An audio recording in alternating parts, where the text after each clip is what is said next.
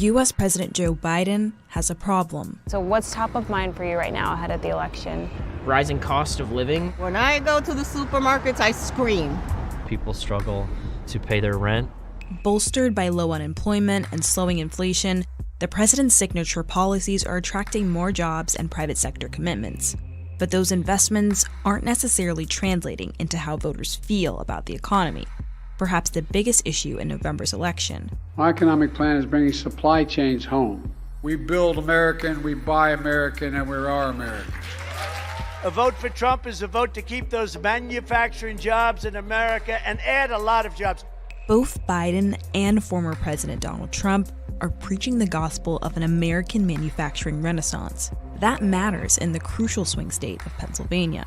People here love to fly their presidential flags. We've hung a big Biden flag on our front porch. Voter sentiment in Northampton County, where Biden won by less than 1% in 2020, could be revealing of a national trend. What issues are important to you? The economy, making sure inflation's under control, everyone has a job.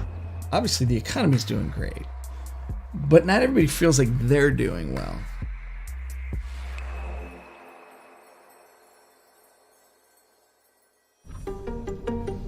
We just arrived outside of Northampton County, Pennsylvania. It's just one of 25 counties in the country out of thousands that has voted for the winner of the presidential race every cycle since 2008. It's exactly the kind of place that President Biden talks about winning over with his manufacturing policies. President Biden's Investing in America agenda is about what he calls building an economy from the middle out and the bottom up. The chief elements are 4 laws he signed during his first 2 years in office.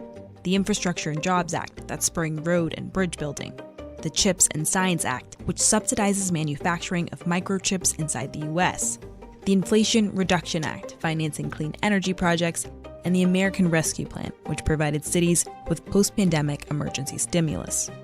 Combined, the 4 initiatives are expected to drive over $1 trillion in federal spending over the next decade.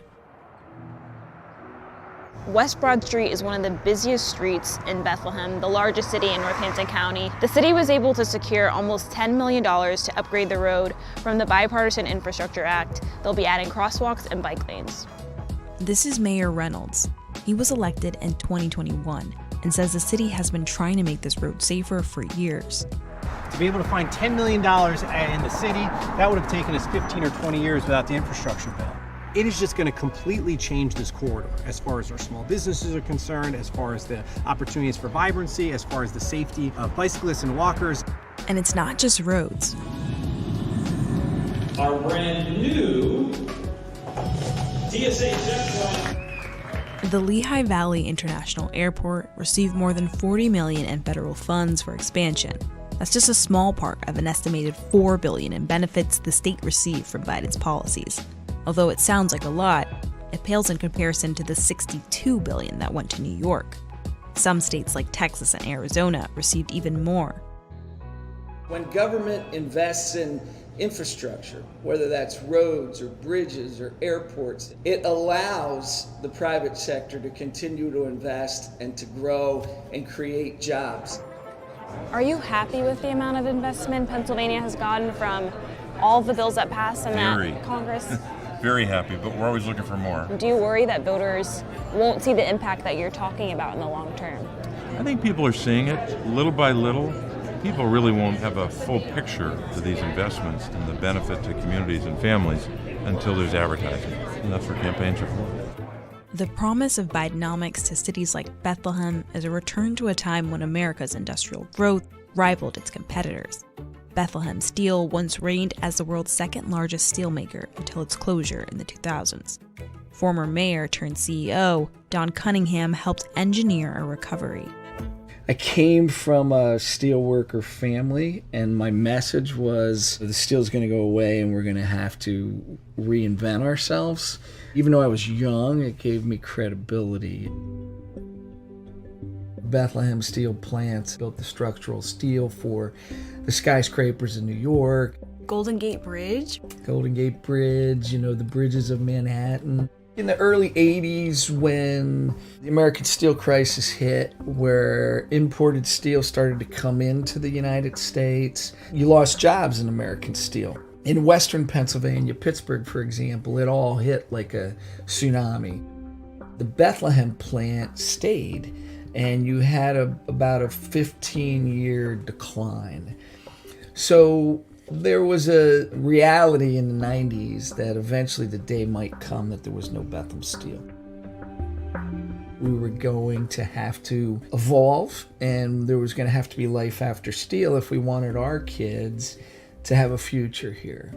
Bethlehem has indeed evolved, diversifying its manufacturing to include everything from medical devices to trucks. But life here still includes the steel industry and the union workers that drive it.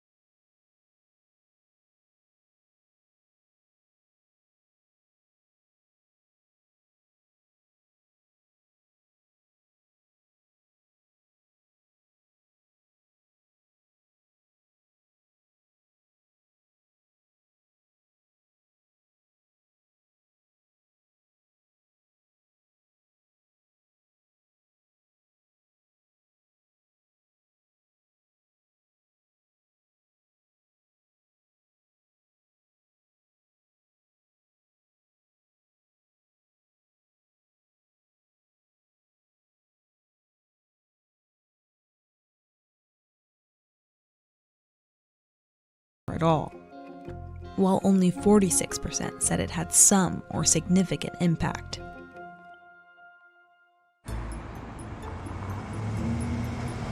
Do you feel like President Biden has invested enough with his policies in the area? Biden policy is working from the ground up. In time, if you give him 4 more years, people will see results. I don't see these economic policies affecting us, at least in a positive manner. I'm still seeing poor people struggle to get food. And while voters may be divided about Bidenomics, tech firms are lining up to take advantage of the CHIPS Act. The legislation is providing tax breaks and research grants to companies in hopes of competing with Asia. So you guys are still in the application process for CHIPS funding. What are you hoping to get out of that? It would allow us to dramatically accelerate a lot of the activities that we have underway today by bringing on more talented people to engage more broadly from a manufacturing perspective or development partner perspective. One of the big benefits of the CHIPS Act has just been the attention that has now been shown to the semiconductor industry. And that caused the proliferation of new opportunities. People started to invest private money, started to focus on supply chains, and that created more opportunity for us. And I think that's what we're looking to see happen with the CHIPS Act, is that the entire ecosystem is revived. There's no denying that Bidenomics is offering opportunities. Come November, we'll see if it registers with voters. Making that connection on Election Day is something that's going to take a little time. And I think that the work between now and Election Day is about knocking on doors and reminding people. According to the latest Bloomberg News and Morning Consult poll, Biden and Trump are neck and neck in Pennsylvania. I believe that there's a lot more interest in Donald Trump now. I don't think a lot of people like Biden specifically in our county at the moment. Every voter processes these things differently, and we tend to want to analyze like this rational decision making. of voting for people because they're better for you, or you've added up all these things and it's kicked out a formula of this is the most logical. But unfortunately, that's not the way elections work.